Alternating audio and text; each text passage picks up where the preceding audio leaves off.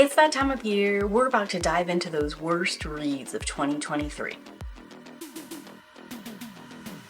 Normally, I only talk about the number one worst thing I've read this year, but there were a couple of things contending, so I decided we'd go for the bottom 5 things and we'd start with the best of them and go to the very worst. Starting at number 5. Cult by Ashmore. So this is an independent author in the extreme horror scene. He's not very well known or read. Even within his own body of work, Cult has relatively few ratings and reviews. And honestly, it's not entirely Cult's fault that I didn't like it. I was looking for some kind of psychological horror or uncertainty that you usually find within like a cult narrative. And this book is purely extreme horror, there for the slasher gore factor. Nothing wrong with that, it just wasn't what I was looking for. But if we're going to be shady for just a minute, within the summary it says, Cult is a novella that skates the thin line of being so brutal and disgusting that it is unpalatable. So if you don't like your fiction so gross you don't want to look at it, then perhaps you might want to give this one a miss. Yes? And you know what? Cult is not so brutal and disgusting as to be unpalatable. It is exactly as brutal and disgusting to be unbelievable / a dumb premise. We're talking about a building that recently lost a resident. Another new resident moves in, so this is number 2 on the new people entering the building. And immediately the cult attacks these people, doesn't even give them like a full week of time of gentle approaches or trying to talk to them or get a read on them. See if anyone would even miss them if they decide to murder everyone there. And honestly, this story is set in Camden in a building there, so people would notice if there's a building of freaks hanging out, they were just murdering all the new move-ins that happened. And worse than unbelievable, the gore is super repetitive. It's like the same shocking thing over and over again. It's not even an escalation past a certain point because you're like, yeah, if they did this thing over here, obviously they'll do this thing over here as well. So there's no tension, there's no intensity. It's not described in a way that was like new or original, and the idea itself of like incestuous, cannibalistic cult is also not new. It's not even something that's entirely based in fiction. The extremity it goes to is more than I've read most cults going to. But even then, like if you look at something like the Anthill Kids, quite a few elements of that parallel what's going on over here. So basically the combo that this book isn't what I was looking for, overall what it was presenting me was boring, and its own tagline claim is not lived up to, is why this is sitting here in the bottom 5 reads of the year. Moving into number 4, Dollhouse by John Hunt. Independent author. It looks like at one point in time he was actively running a YouTube channel about independent publishing, and he hasn't updated in the past 7 months. So the quote from the summary that really got me interested in reading this book will be, All you girls were less than human. Playthings in a twisted dollhouse. I was looking for some psychological horror here, in particular because like the trapped basement they're in is painted entirely in pink with pink appliances and stuff. I thought we were going for like a stereotypical girl 1950s lifestyle incel kind of thing, or like traditional role kind of thing. And since there's a certain level of that found in day-to-day life already, I thought that we were gonna like pull out the extremism in it. We're gonna kind of like hold a mirror up to our society by looking at this like extreme little niche of it. And to be fair, I probably should have DNF'd this book when we got to Olivia's abduction, because right then and there I knew this was not gonna be what I expected it to be. And I definitely should have DNF'd this book when we spent so much time with Olivia's dad, where he's like downward spiraling, becoming an alcoholic because Olivia's missing. It wasn't a bad point to talk about other people's reactions to the loss of a loved one. My problem with it is that in this story, that's tagline was about how these girls were props. They're literally props to explore male experience. Whether we're talking about Olivia's father's experience or the killer's experience, it feels like they have been sidelined in a story where their tragedy and victimization is the main draw to go into read. And that kind of like pissed me off just to start, and I probably should have stopped. The girls do eventually break out, and the men have been using them in every way imaginable, including removing body parts and eating them / feeding them back to the girls. Let's move past the shock element and talk about the reality of having characters with missing fingers, hands, limbs, now surviving outside of captivity in the story. I really hate how both the women and everybody else in the story talk about their disfigurement and their different levels of ability. It makes sense for the women to have a certain level of like angst, regret, upset, feel what you're gonna feel, deal with the fact that your life is never gonna be the same and you're gonna have to make these adjustments. And some of the ways you might come into that is through a sense of loathing or a sense of like internal resentment, hatred. You'd have to work through that, and in the early stages. But the dad and the detective are also hyper fixated on how these disabilities and disfigurements make the characters look. And they do use words like tainted or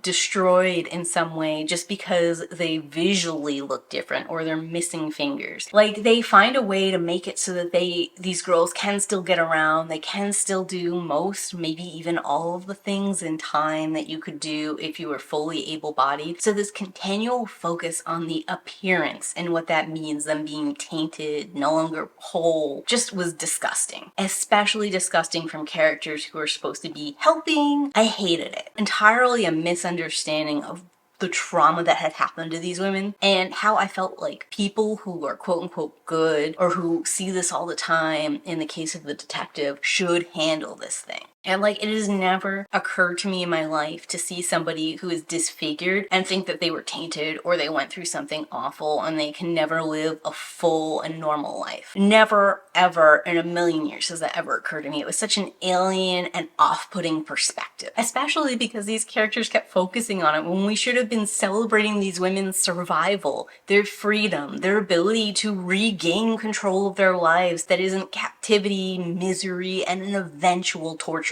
death. Like, that was a certainty when they were in that house. So the fact that we're out of that and we're in the real world again, we should have been like elevating them, championing them, pushing them up. And instead of doing that, everyone just keeps like focusing on this thing that happened to them that they had no agency in and how it's ruined them forever. And you know, the fact that I hated this book so much might be sort of a surprise because I ended up giving Dollhouse 3 stars in my wrap-ups, which usually indicates that something is good to fine, and obviously I don't feel that way. But unlike a lot of other books on this list, I can at least understand why people did rate this highly and why they might have enjoyed it. Dollhouse is sitting on this list because it was not the story I wanted to read, but on top of that, it has so much of what I'm perceiving as unconscious bias from the author in it that was really gross and off-putting. And you know what? It's possible I'm wrong and that this world is intended to be just this hateful, twisted kind of place, whether you're like a good person or a bad person. And if that's what the author was going for, great, you succeeded. But it also made this such a miserable slog. I never want to read anything from this world or perspective again. Number 3. The Cult called Freedom House, or the Sophia Ray series by Stephanie Evelyn. Stephanie Evelyn is a very small independent author. As I'm sitting here recording it, the second book in the Sophia Ray series has like 3 reviews maybe. And the Sophia Ray series has 2 books in it. The first is The Cult called Freedom House, which is on its own as a standalone work, probably about 3 stars. And then the follow-up, The Coven of Retribution, is what retroactively makes The Cult called Freedom House a 1 star, and this book all on its own a 1 star. This second book is in poor taste and a display of what I would consider amateur writing. And honestly, I'd be saying almost everything I've already covered in my March-April reading wrap-up if we relitigated everything again. Stephanie Evelyn probably meant The Cult called Freedom House to be a standalone series, and then when it was getting some kind of review or reception, because there's a lot more going on in that book than there is in the second second.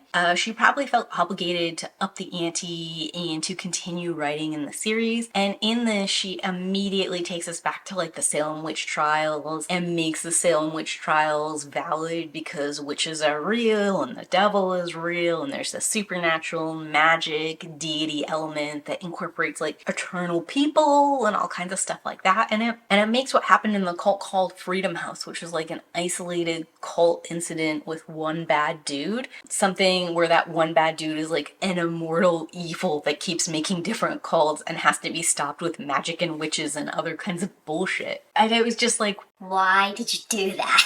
You took what was scary about cults, which is the human element, and you made it magical. and I think you could do a cult with actual magic as a story fine, but the fact that there was no allusion to like a magic or supernatural element in the first book and it comes in the second book is terrible execution. And it also makes the statement pretty offensive, at least in my opinion, because it's kind of implying that cults happen with magic or that like cult leaders have some kind of magic or something like that. And I just don't like that when cults are a real problem in today's world.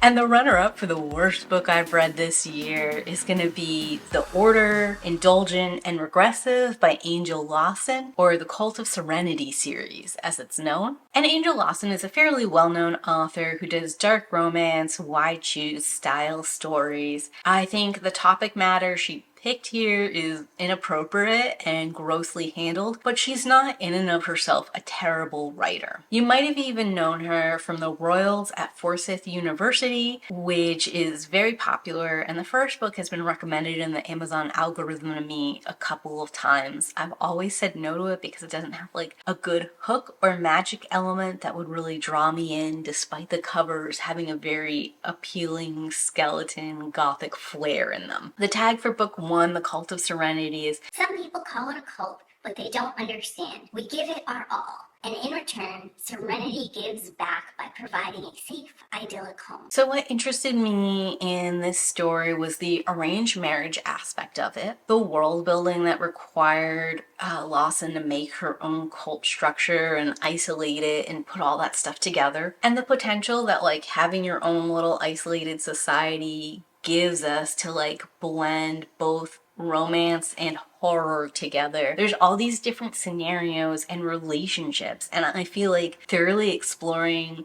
romance in a horrible situation could be really compelling and could lead to dark romance just from the setup that these people are both brainwashed and indoctrinated into a cult. Probably should have DNF'd in the first chapter of the first book, where we get a flashback of our main character Imogen as a child approaching another child, her main love interests, in an isolated area. His mother has just died and he's like sad and in mourning, and he asks like Imogen some aggressive, inappropriate questions because her mother ran away from the cult a few years ago, which they treat the same way as death. Only worse because her mother abandoned their values and teaching or whatever, right? The intensity of his anger and how he misplaces that anger and focuses it on Imogen should have been a red flag to me right away that this was not going to be okay. As he gets older, it gets worse. Obviously, Imogen is paired up with Rex. He is incredibly abusive, he's gaslighty, he ends up raping her in the first book and continues to abuse and otherwise traffic her in certain kinds of ways. And for some reason, she still likes him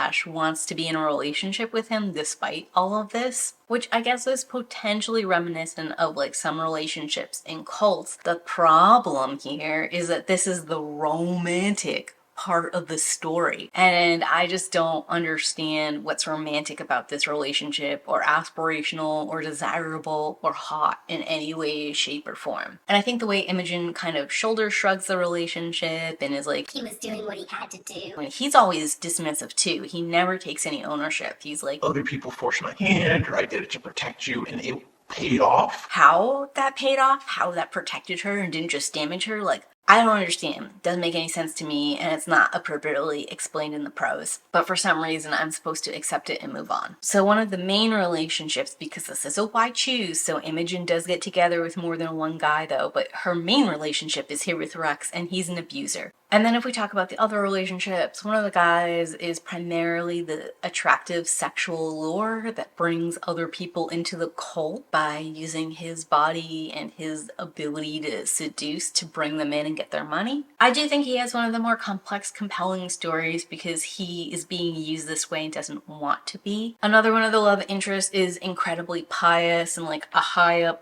priesty mucko up kind of guy, but he also like holds a bunch of guilt for any time he transgresses, and you know, he's got that Scarlet Letter, the priest from that kind of vibe going on where he like punishes her but he punishes himself, and they're both warped by the teachings and are hurting each other and just hurting in general because of the principles of the cult. So there is a redemption, coming back to earth kind of element that could have happened in that. And the last guy is like the thug enforcer kind of guy, and he is the most randomly violent with no reason except for our main Rex love interest. But even he often acknowledges when he's being violent and hurting her, he's in the wrong.